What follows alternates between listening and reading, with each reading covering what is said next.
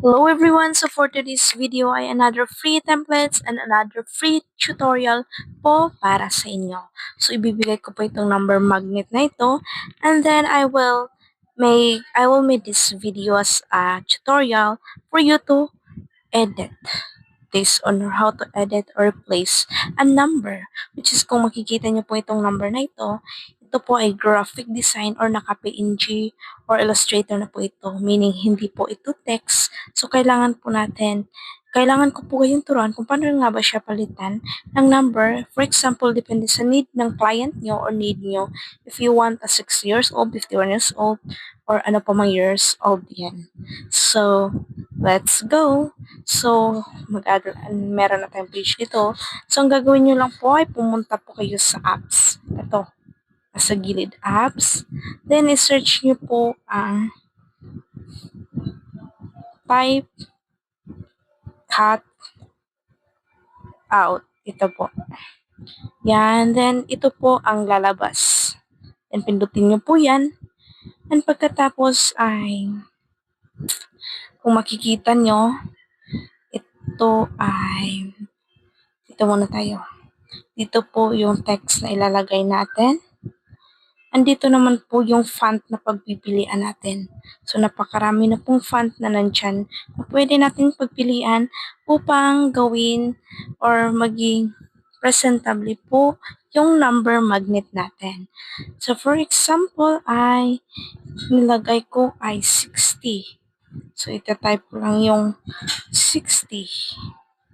Then, yan po. Kung makikita nyo, para po magkaroon ng background yung text natin, may mga sample image yan na pwede gamitin. For yan, ganyan. Pero, pwede din po tayong pumunta dito sa elements, then mag-search tayo ng example. For example is red,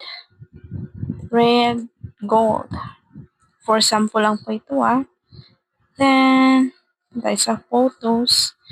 Then, piliin natin ito. So, nandiyan na tayo. Pindutin natin yan at lalabas dyan sa page. So, ang gagawin natin ay bumalik po tayo dito sa apps. Then, type cut out. Then, pindutin po natin itong use selected image. Pindutin lang po yan. Then, yan po ang nangyayari. Nagiging background po yung selected image na yan sa ating text. Then, dito sa font, ay piliin lang po ang font na dapat at gusto nyo gamitin. So, it's up to you if anong gagamitin yung font. For example,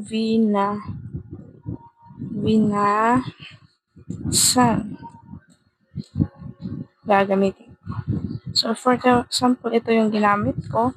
Yan. Then, ito may text outline siya. Pwede din pong tanggalin ang text outline kung ayaw nyo. At pwede naman din pong i-on nyo. At pumili po kayong naka-outline. Marami po diyang pagpipilian na kulay. For example, white ang pinili ko. And i-adjust nyo po yung thickness niya. Gusto nyo yung visible po, yung outline, adjust nyo lang po. For example, ito lang gusto ko. Ayaw ko nang maging visible. Then, pag yan tapos na, okay na siya para sa iyo. Add to design lang. Then, wait na lang po na mag-add sa page. Yan. I-delete po natin itong elements na napili natin kanina. Then, okay na po siya. Ganyan lang po kadali. Magpalit or gumawa ng text na naka-cut out. Then, kung gusto mo ng sarili mong design ng